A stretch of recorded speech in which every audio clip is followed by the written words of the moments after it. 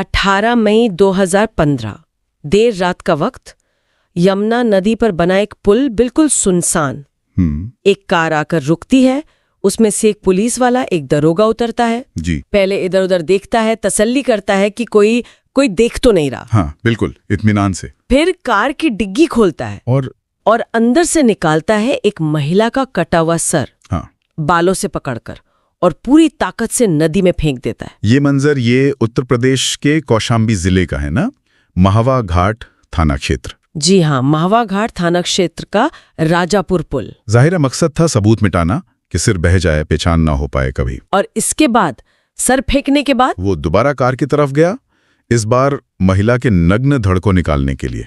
उसे भी नदी में फेंकना चाहता था, लेकिन तभी कुछ हुआ है ना। हाँ, जैसे ही वो धड़ को खींच रहा था, अचानक एक दूसरी कार वहां से गुजरी और उसकी हेडलाइट सीधी दरोगा पर पड़ी। ओ, तो मतलब एकदम रंगे हाथों पकड़े जाने जैसा हो गया। पकड़ा तो नहीं गया, पर वो बुरी तरह घबरा गया, सन रह गया बिल्कुल। उसे लगा शायद कार वालों ने देख लिया, पहचान लिया। तो उसने क्या किया? बस घबराहट में उसने लाश को वहीं पुल के पास सड़क किनारे ही फेंक दिया, और वो जगह थाने से आप मानिए महज 100 मीटर दूर रही होगी। सिर्फ 100 मीटर? जी। फिर फटाफट अपनी कार में बैठा और तेजी से भाग निकला वहां से। शायद बार बार पीछे भी देख रहा होगा कि कोई पीछा तो नहीं कर रहा। और इस खौफनाक रात के ठीक 10 साल बाद, सोचिए 10 साल, 24 सितंबर 2025 अदालत का फैसला आता है। फैसला इसी दरोगा ज्ञानेंद्र सिंह को आजीवन कारावास, और सजा भी ऐसी कि जब तक उसके प्राण न निकल जाए तब तक जेल। जी हाँ, बिल्कुल। तो आज हम इसी दहला देने वाले मामले की तह तक जाएंगे।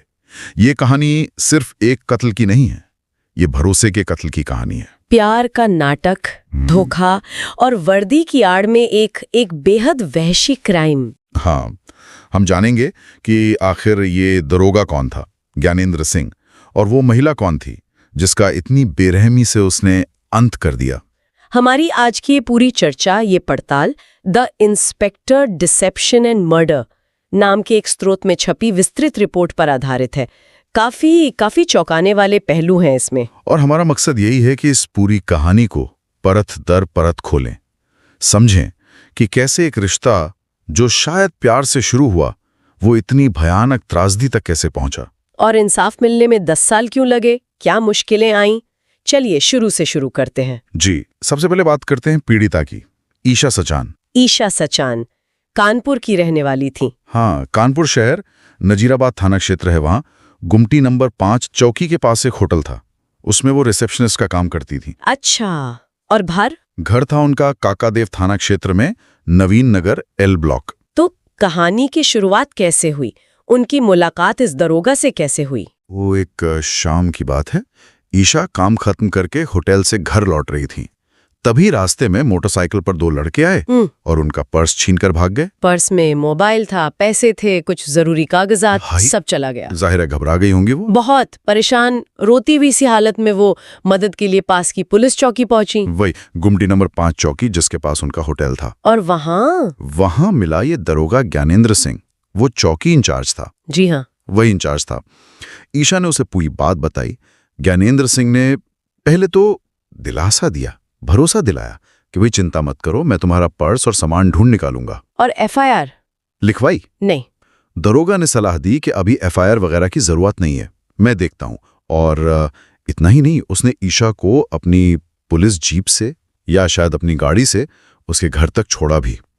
तो ये सिर्फ एक पुलिस वाले का फर्ज था या यहीं से कुछ और शुरू हो रहा था? हाँ, कह सकते हैं कि शुरुआत मदद से ही हुई, और ज्ञानेंद्र सिंह ने अपना वादा निभाया भी। उसने जांच की।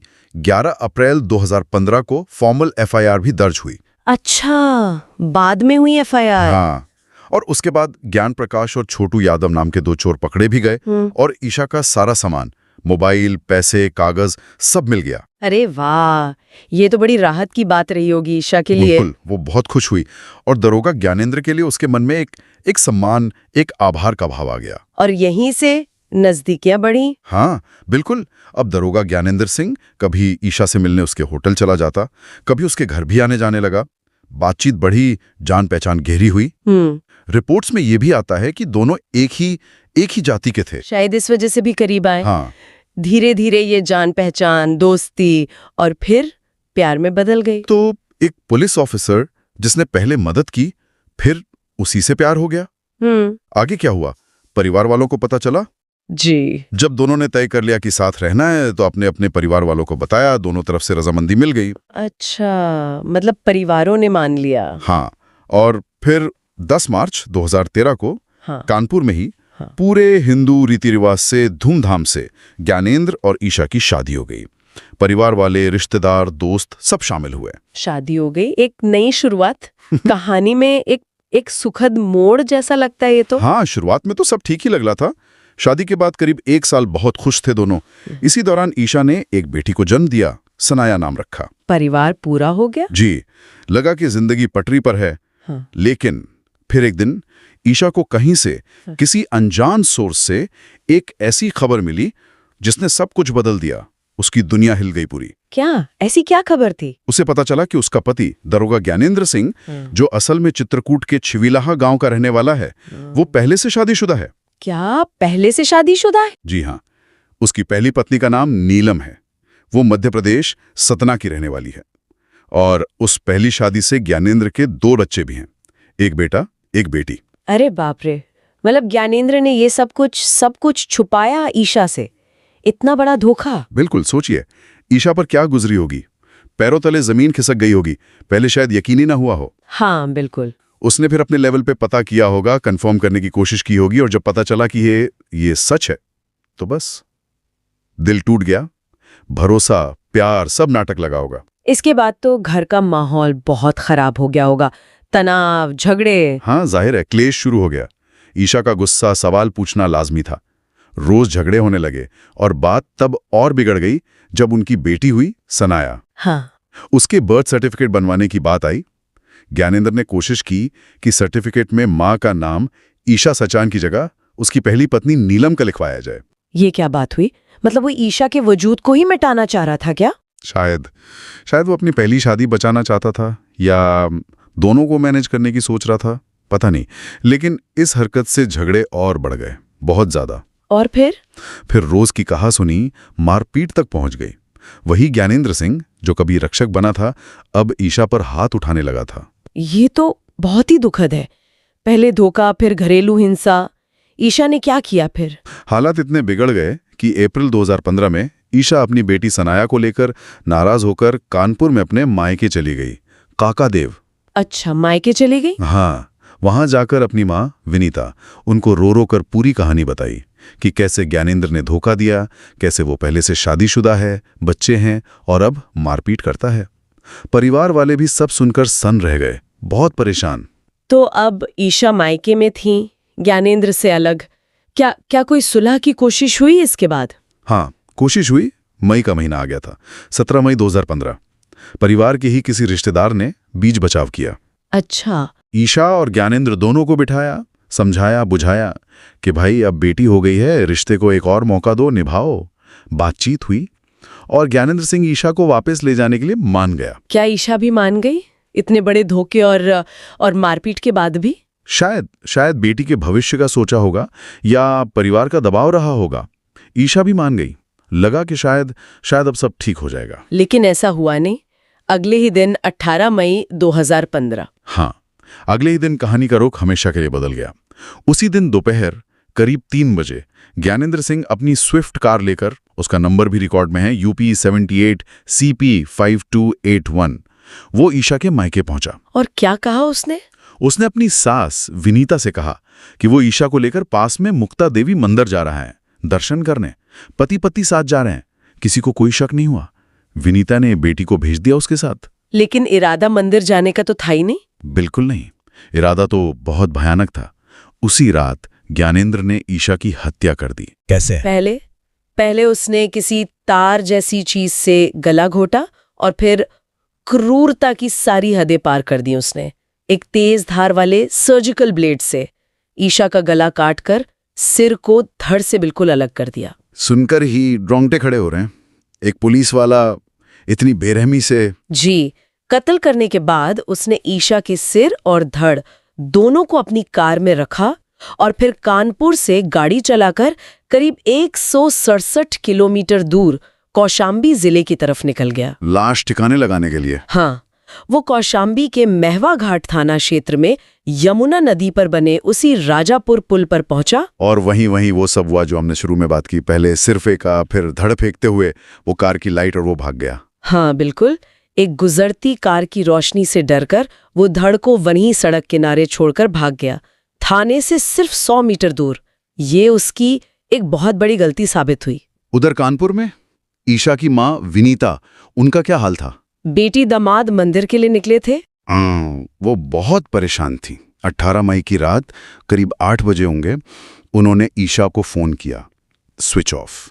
फिर दामाद ज्ञानेंद्र को मिलाया, उसका फोन भी बंद। विनीता का दिल घबराने लगा, कुछ अनहोनी का डर सताने लगा। पुलिस के पास गई होंगी वो। हाँ, तुरंत अपने बेटे के साथ काकादेव थाने पहुंची। बताया कि बेटी दामाद दोपहर 3 बजे से निकले हैं मंदिर का कहकर, दोनों के फोन बंद हैं, कुछ पता नहीं चल रहा। लेकिन पुलिस का रवैया बहुत टालमटोल वाला था। टालमटोल मतलब गंभीरता से नहीं लिया। हाँ बिल्कुल, पुलिस ने कहा, अरे पति पत्नी हैं, कहीं घूमने चले गए होंगे, फोन की बैटरी खत्म हो गई होगी, आप घर जाइए, सुबह तक आ जाएंगे।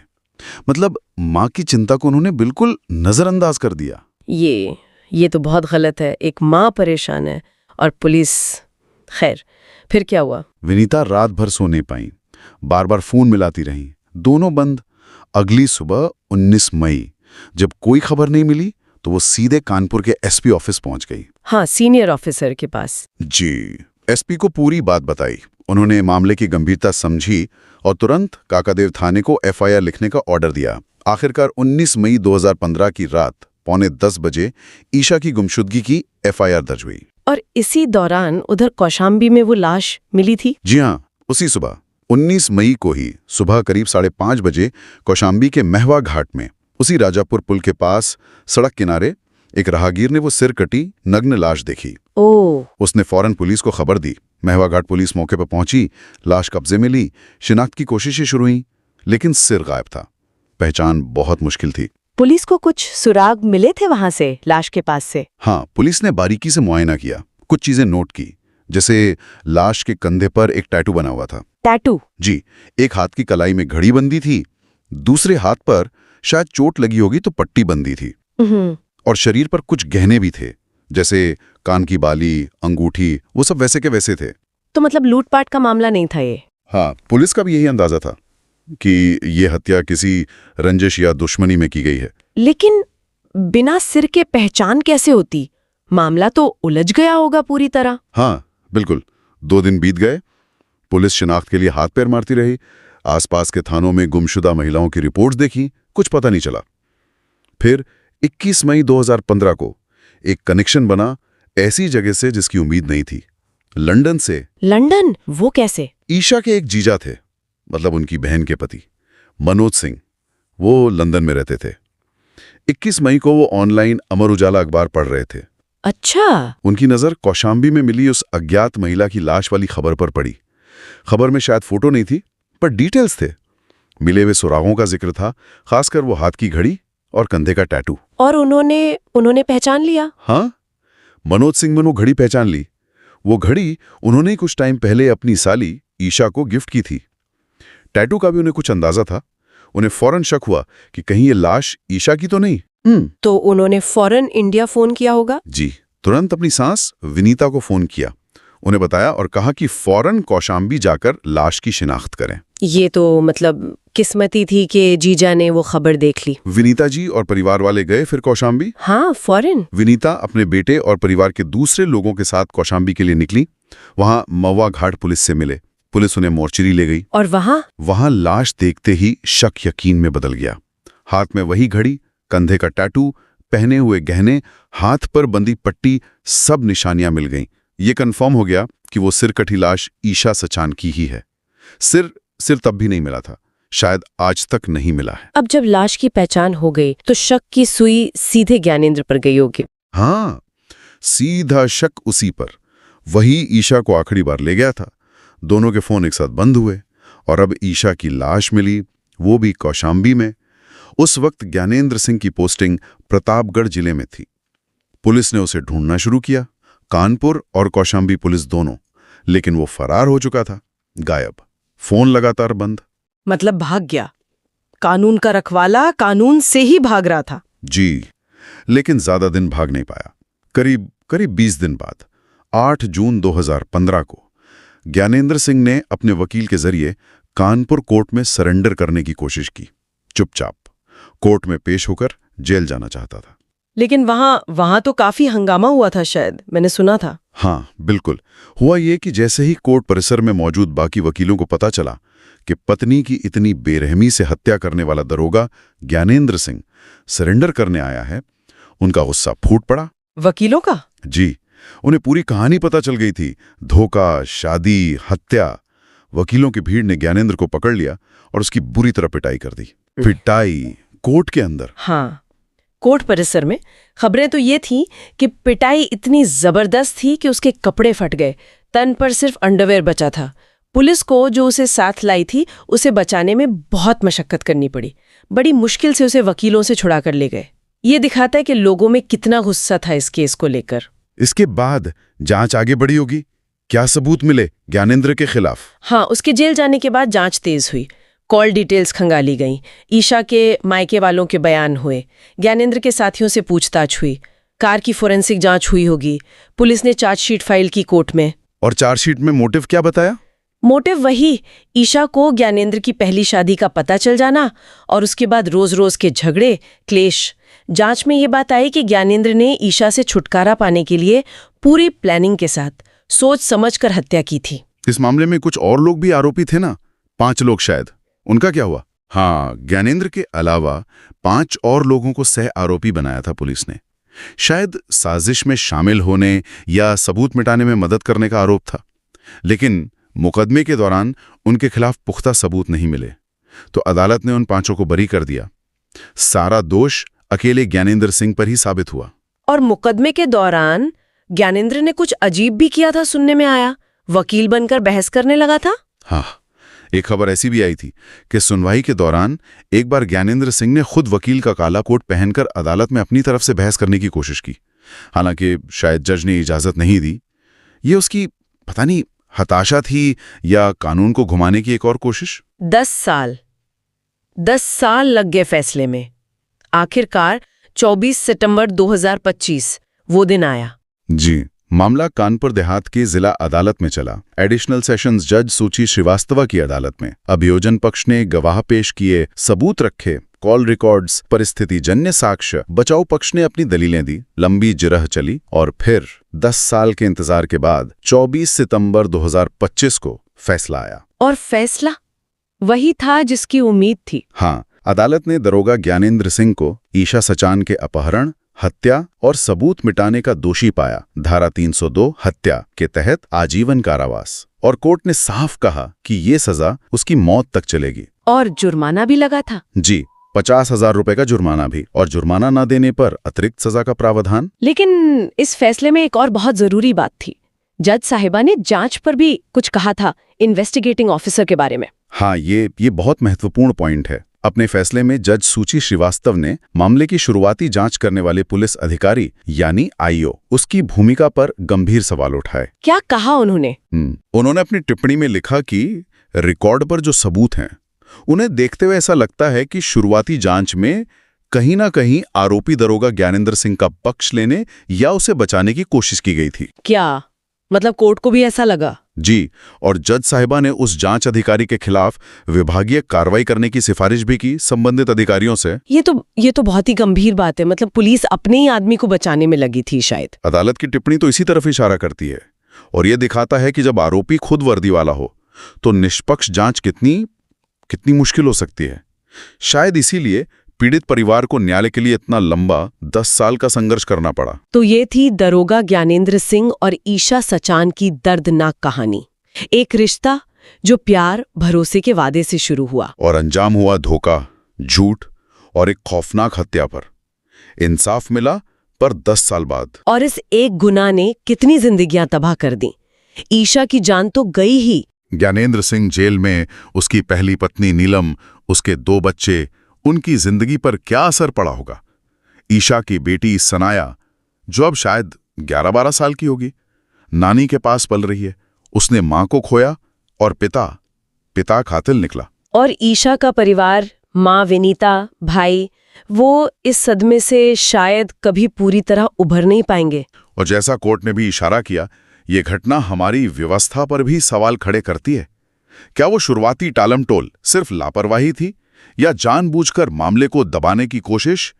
जब रक्षक ही भक्षक बन जाए तो आम आदमी कहाँ जाए? ये सोचने वाली बात है। अधिकार, वर्दी का रौब कभी कभी इंसान की इंसानियत पर हावी हो जाता है शायद। ये घटना याद दिलाती है कि किसी के पद या बाहरी दिखावे के पीछे का असली चेहरा पहचानना कितना मुश्किल हो सकता है। और जब भरोसा टूटता है, खासकर उस इंसान से जिस पर सुरक्षा की जिम्मेदारी हो, तो उसकी कीमत बहुत भारी होती है। बहुत सारी जिंदगियों को चुकानी पड़ती है। और सवाल हमेशा रह जाता है कि क्या सत्ता और पद का हर गलत इस्तेमाल, हर दुरुपयोग कभी पकड़ में आ भी पाता है, या ऐसे न जाने कितने और मामले हैं जो कभी रोशनी में ही नहीं आ पाते।